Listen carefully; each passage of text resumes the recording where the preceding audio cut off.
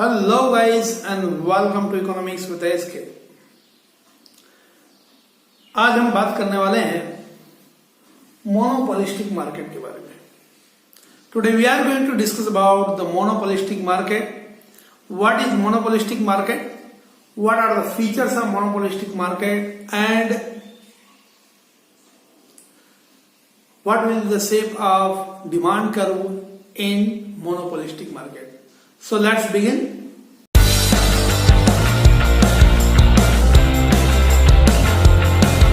तो शुरुआत करते हैं मोनोपोलिस्टिक मार्केट क्या है। मोनोपोलिस्टिक मार्केट देखिए यहाँ दो टाइप की चीजें शामिल है।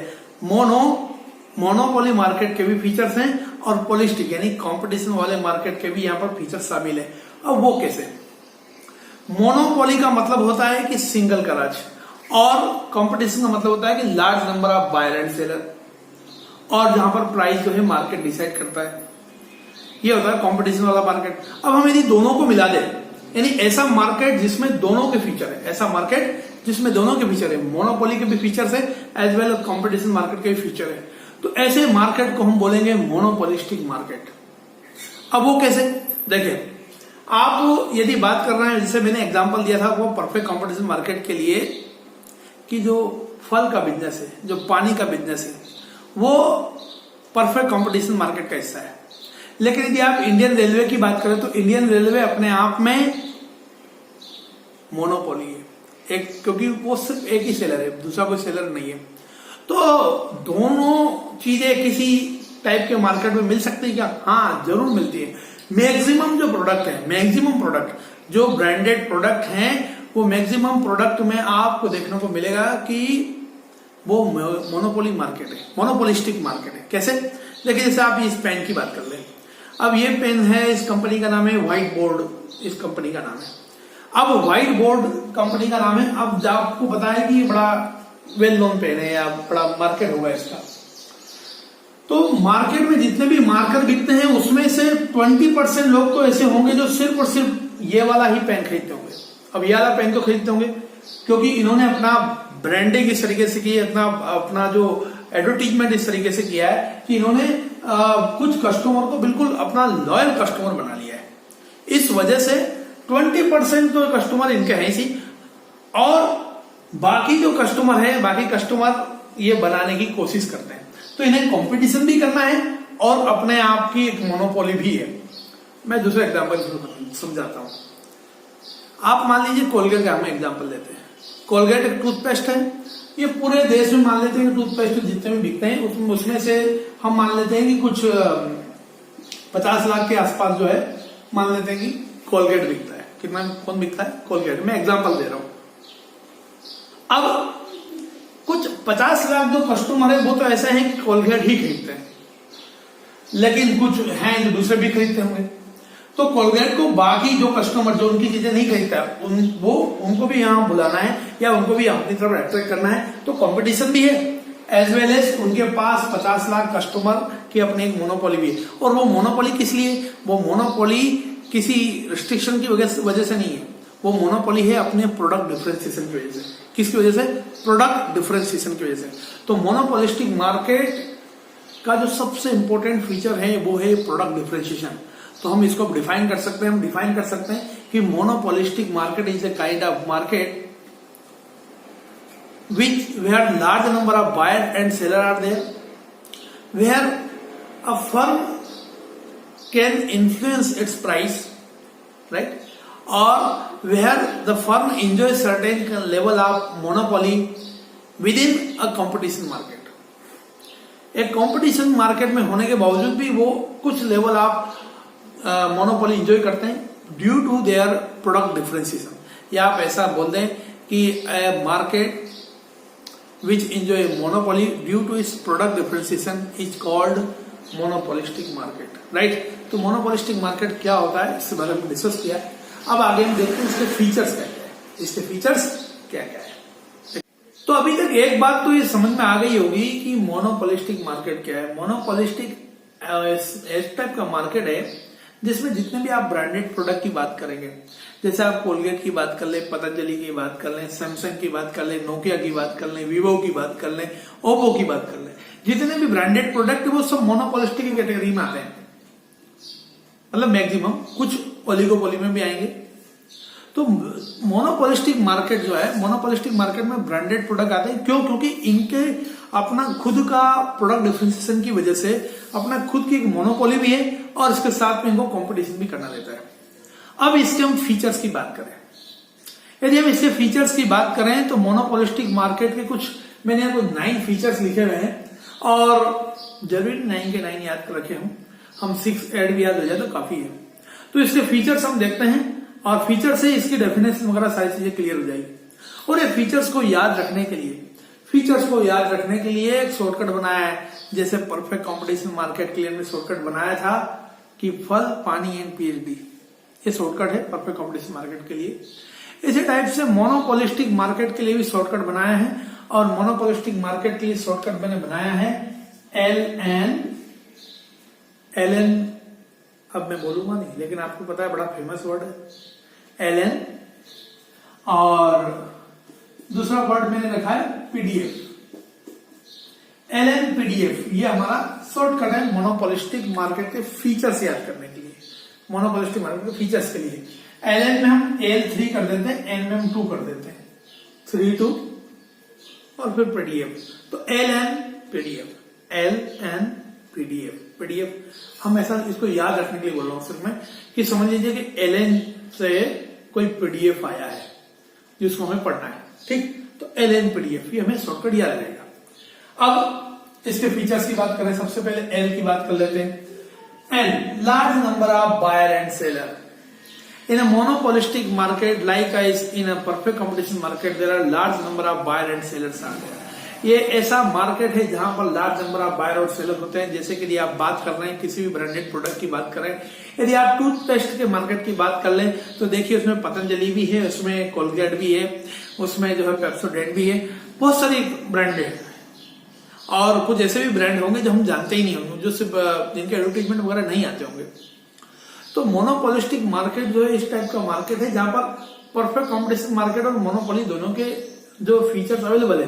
तो ये फीचर्स किसका है? ये फीचर्स है परफेक्ट कॉम्पिटिशन मार्केट का, जो इसको परफेक्ट कॉम्पिटिशन मार्केट भी बनाता है, जो इसमें कॉम्पिटिशन की बात लाता है। तो large number of buyer and seller, this one of the feature of monopolistic market. There are large number of buyer and seller in monopolistic market, and that is why there is competition. That is why we call it polistic, not only monopoly, we call it polistic. It means competitive market. Next, L stand for lack of perfect knowledge.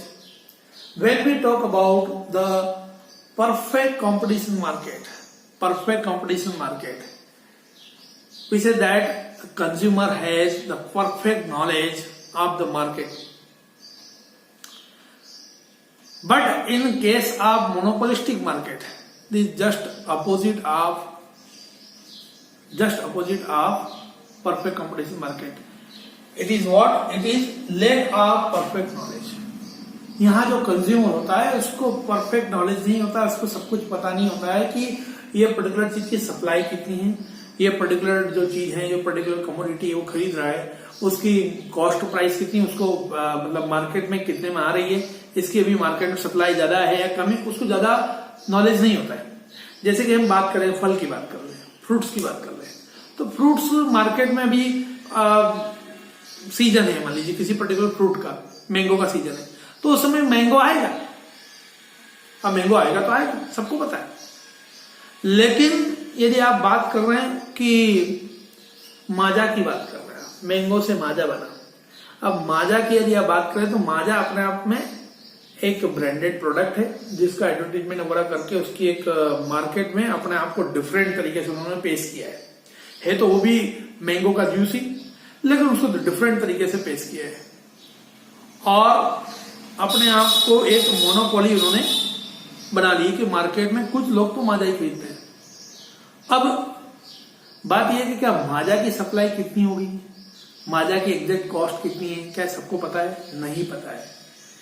तो perfect competition market में perfect knowledge होता है और यहां पर नहीं होता है, राइट। तो सेकंड एल भी हो गया। थर्ड एल की यदि हम बात करें, थर्ड एल हमें इसमें दिख रहा है large number of buyer and seller, lack of perfect knowledge, next one is less mobility, less mobility. यदि आप बात करें परफेक्ट कंपटीशन मार्केट की, तो परफेक्ट कंपटीशन मार्केट में ऐसे प्रोडक्ट होते हैं जिनकी मोबिलिटी जो है वो लगभग बहुत ज्यादा होती है। जैसे कि आप फ्रूट की बात कर लें, आप जैसे हम लोग बात कर रहे थे पानी के पाउच की बात कर रहे थे, सब्जी की बात कर रहे थे, तो ऐसे मार्केट ऐसी चीजों की जो मोबिलिटी है वो बहुत ज्यादा होती है। आप कहीं भी यहाँ एक जगह दूसरी जगह मूव कर सकते हैं। लेकिन यहाँ यदि आप बात करें तो ब्रांडेड प्रोडक्ट की हम बात करें तो मोबिलिटी तो यहाँ पर भी है, लेकिन फिर भी कंपेरेटिवली मोबिलिटी कम है। यहाँ मोबिलिटी में सिर्फ आपको कंज्यूमर के एस्पेक्ट से नहीं देखना है, आपको ये भी देखना है कि वो प्रोडक्ट कितना ज्यादा उसका एरिया स्प्रेड होता है।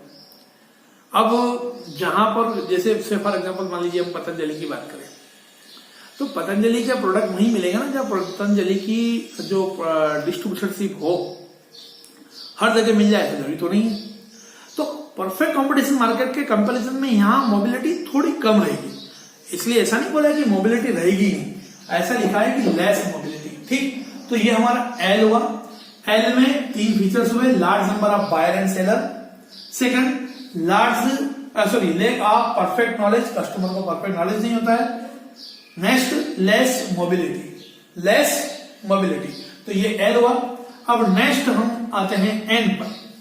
एन पर यदि हम बात करें तो इसका जो सबसे इंपॉर्टेंट फीचर है, और वो इंपॉर्टेंट फीचर है non price competition. Non price competition, non price competition एक मींस ये कि इस टाइप के मार्केट में यूजुअली यदि आप कंपटीशन की बात करें, वैसे ओलिगोपोली का भी फीचर है कि मोनोपोलिस्टिक मार्केट में आमतौर पर कंपनियां आपस में जो है प्राइस को लेकर के कंपटीशन नहीं करती, वो अपनी पैकेजिंग को लेकर के, अपनी मार्केटिंग को लेकर के, या अपने प्रोडक्ट को ज्यादा अट्रैक्टिव बनाना, अपने प्रोडक्ट के एडवर्टीजमेंट को बेहतर करना, अपने प्रोडक्ट की टैगलाइन इस तरीके से देना कि कंज्यूमर को जो अट्रैक्ट कर दे। आप जैसे बहुत सारे प्रोडक्ट की आप टैगलाइन देखेंगे कि बड़ी उन्होंने अपने इस तरीके से उन्होंने मार्केटिंग किया कि वो बड़ा फेमस कर दिया। जैसे आप बात करें कुछ भी कर लेना लेकिन फेना ही लेना, बड़ा फेमस है। आप बात करेंगे कि पहले इस्तेमाल करें फिर विश्वास करें, पहले इस्तेमाल करें फिर विश्वास करें, घड़ी। आप बात करेंगे निरमा की बात करेंगे, जया, सुषमा और हेमा सबकी पसंद निरमा की बात करें आप, तो बहुत सारे प्रोडक्ट ऐसे जिनकी जो कंपनियों ने इस तरीके से मार्केटिंग की है कि कंज्यूमर उनके लॉयल बन चुके हैं। आप यदि कोलगेट की बात करें तो कोलगेट का एड इस तरीके से आता है वो कि मैं डॉक्टर की पसंद है, मैं तो मेरे बच्चों को यही वाला प्रोडक्ट खिलाऊंगी। तो आप देखेंगे कि मोनोपोलिस्टिक मार्केट में आप देखेंगे कि आपको ये चीज देखने को मिलेगी कि वहां पर कंपटीशन जो है वो नॉन प्राइस कंपटीशन है, वो प्राइस को लेकर के कंपटीशन नहीं करते हैं। यूजुअली वो कंपटीशन करते हैं मैक्सिमम तौर पर एडवर्टीजमेंट को लेकर के, अपनी पैकेजिंग को लेकर के, अपनी आफ्टर सेल सर्विस को लेकर के। बहुत बार ऐसा होता है, देखने को मिलता है कि यार नहीं यार ये वाली कंपनी का प्रोडक्ट खरीदना है, ये वाली कंपनी का जो है आफ्टर सेल सर्विस, यानी कि कभी खराब हो गया तो बहुत आपके घर पे आके सुधार देंगे।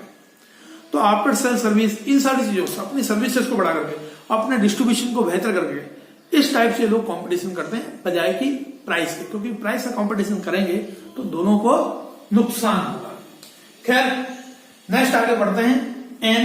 एन एक बार तो हो गया, दूसरी बार एन की बात करते हैं। दूसरी बार एन है nature of revenue curve. Nature of revenue curve. अब रिवेन्यू कर्व आप क्या होता है समझते हैं क्या? यदि आप नहीं समझते तो रिवेन्यू कर्व का मतलब ये है कि यदि मान लीजिए मोनोपोलिस्टिक मार्केट है और मोनोपोलिस्टिक मार्केट में यदि आप चीजें बेचेंगे तो उसका नेचर किस टाइप का रहेगा। देखिए आप कोई चीज बेच रहे हैं 10 रुपीज में, मान लीजिए आपके पास 10 कस्टमर है, obvious सी बात है। अब यदि मान लीजिएगा आपने यदि प्राइस कम करेंगे, यदि आप प्राइस कम करेंगे तो आपके पास जो कस्टमर है, कस्टमर वो बढ़ना चाहिए, obvious सी बात है। यदि आप प्राइस और कम करेंगे तो कस्टमर जो है आपके और बढ़ना चाहिए। यानी कि इस टाइप का मार्केट है यहाँ जहां आप प्राइस कम करते जाएंगे तो आपकी जो प्रोडक्ट है वो ज्यादा बिकेंगे। यानी कि जो इसका जो रेवेन्यू है, या हम कहें कि जो हम बात करते हैं इसके प्राइस की बात करें तो प्राइस जो है वो बिल्कुल कांस्टेंट नहीं रहती। वो प्राइस का जो कर्व यदि हम बनाएंगे, इसको यदि हम एक इसके नेचर को समझने के लिए, तो हम देखेंगे कि इसका जो कर्व होगा वो डाउनवर्ड होगा। इट मीन्स ये कि इसका जो कर्व होगा, इसका जो प्राइस होगी, प्राइस जो है डाउनवर्ड होगी। प्राइस अपने आप में एवरेज रिवेन्यू है, राइट। तो एवरेज रिवेन्यू कर्व जो है इसका कैसा होगा, एवरेज रिवेन्यू कर्व इसका डाउनवर्ड होगा। और यदि आपको ये ढंग से नहीं भी पता है, मान लीजिए एवरेज कर्व आपको नहीं पता है, अच्छे से नहीं आता है, तो आप एक काम करें, मैंने इसलिए वीडियो बनाए हैं, आप उसको एक बार देखें। तो इसका एवरेज रिवेन्यू कर्व और जो मार्जिनल रेवेन्यू कर्व है वो डाउनवर्ड स्लोपिंग रहेगा, राइट। उसके बारे में डिटेल आप बाद में देख सकते हैं। तो दो चीजें हुई, L and N. L for large number of buyer and seller, lack of perfect knowledge, less mobility, and for non-price competition, nature of revenue curve. revenue curve का नेचर कैसा रहेगा? revenue curve में हमें जो एवरेज रेवेन्यू है और marginal revenue, उसकी बात हमें करना है। एवरेज रेवेन्यू कर्व और मार्जिनल रेवेन्यू कर्व किस टाइप का रहेगा। नेक्स्ट है P. P stand for product differentiation, right. Product differentiation ये इसका सबसे मोस्ट इंपोर्टेंट पॉइंट है। मान लो कि ये पॉइंट होता ही नहीं तो मोनोपोलिस्टिक मार्केट ही नहीं होता। Product differentiation, P stand for product differentiation. Monopolistic market monopolistic इसी वजह से क्योंकि वहां प्रोडक्ट डिफरेंशिएशन है, और प्रोडक्ट डिफरेंशिएशन होने की वजह से ही वो परफेक्ट कंपटीशन मार्केट से अलग हो गया। यानी कि वो अपने आप में एक मोनोपोली एंजॉय कर पाता है क्योंकि अपना उसका प्रोडक्ट डिफरेंट है। जैसे कहा दिया, एप्पल की बात कर ले तो एप्पल के अपने प्रोडक्ट डिफरेंट है बाकी मोबाइल से, तो अपने जो कुछ कस्टमर है वो सिर्फ एप्पल ही खरीदेंगे क्योंकि वो उनका अपना प्रोडक्ट अपने आप में डिफरेंट है। तो यहाँ पर जो फर्म है वो मोनोपोली एंजॉय कर पाती है because of product differentiation. Next यदि हम बात करें, डी की बात करें, बी हो गया, डी की बात करें। डी की यदि हम बात करें तो downward sloping AR and MR curve, या आप बात कर लेंगे डिमांड कर्व की बात कर ले। जो देखिए इसको हमने अभी यार समझा था कि प्राइस कम करते जाएंगे तो इनकी ज्यादा यूनिट बिकेगी। तो इसमें जो डिमांड कर्व है या बात करेंगे जो एआर कर्व है, एमआर कर्व है, वो दोनों डाउनवर्ड स्लोपिंग ही रहेंगे, ठीक। एआर एमआर कर्व क्या होता है, ज्यादा डिटेल समझना है तो एक वीडियो दे रखा है, वीडियो नंबर 19, वो आप देखें, ठीक है। नेक्स्ट हम आगे बढ़ते हैं, P D and F. F की यदि हम बात करें तो एफ है freedom of entry and exit. ये परफेक्ट कंपटीशन मार्केट का सबसे पहला और इंपॉर्टेंट फीचर है कि freedom of entry and exit. कोई भी फर्म एंट्री कर सकती है, कोई भी फर्म बाहर जा सकती है, इसके लिए कोई गवर्नमेंट रिस्ट्रिक्शन नहीं है। आप जैसे बात करें मोनोपोली मार्केट की, तो मोनोपोली मार्केट का एग्जांपल है रेलवे। रेलवे जब चाहे तब स्टार्ट भी नहीं कर सकते हैं, तो जब चाहे तब रेलवे को बंद भी नहीं किया जा सकता है, राइट। तो ये, लेकिन आप कोई भी कंपनी जैसे नोकिया मार्केट में आई, मार्केट से बाहर भी हो गई, तो ये जब चाहे तब बंद कर सकते हैं और जब चाहे तब आ भी सकते हैं। कोई गवर्नमेंट रिस्ट्रिक्शन नहीं है यहाँ पे, कोई स्पेशल परमिट या स्पेशल कोटा या स्पेशल लाइसेंस नहीं लगता है इस टाइप के प्रोडक्ट में, इस टाइप के बिजनेस में, ठीक है। तो ये सब कुछ फीचर्स है। वैसे एक फीचर और रह गया अपना सेलिंग कॉस्ट, कि सेलिंग कॉस्ट भी यहाँ पर इंपॉर्टेंट एस्पेक्ट है। भाई एडवर्टीजमेंट वगैरह करेंगे तभी तो ब्रांड बनेगा, और ब्रांड बनाने के लिए या उसकी मार्केटिंग करने के लिए भी खर्च आएगा, तो वो मार्केटिंग वाला एक्सपेंसेस या सेलिंग कॉस्ट भी यहाँ पर रहती है। खैर एक मिनट में रिव्यू करते हैं इसको कि L and PDF, the features of monopolistic market. First L, large number of buyer and seller. फिर नेक्स्ट एल है lack of perfect knowledge. Next less mobility. Next यदि हम बात करें एम की, non price competition, nature of revenue curve is downward sloping. फिर next यदि आप बात करें पी की, तो प्रोडक्ट डिफरेंशिएशन होता है। नेक्स्ट एफ की बात करें तो freedom of entry and exit. और यदि आप बात करेंगे डी की, तो downward sloping revenue curve, right. तो ये कुछ था मोनोपोलिस्टिक मार्केट के बारे में। मोनोपोलिस्टिक मार्केट के फीचर्स क्या होते हैं, मोनोपोलिस्टिक मार्केट क्या होता है। अब हम नेक्स्ट वीडियो में पढ़ेंगे मार्केट इक्विलिब्रियम के बारे में। तब तक के लिए अलविदा, have a great day, thank you very much, शुक्रिया। और साइड में वीडियो आ रहा होगा, क्लिक करें और इस चैनल को शेयर करें, सब्सक्राइब भी करें। राइट? Thank you.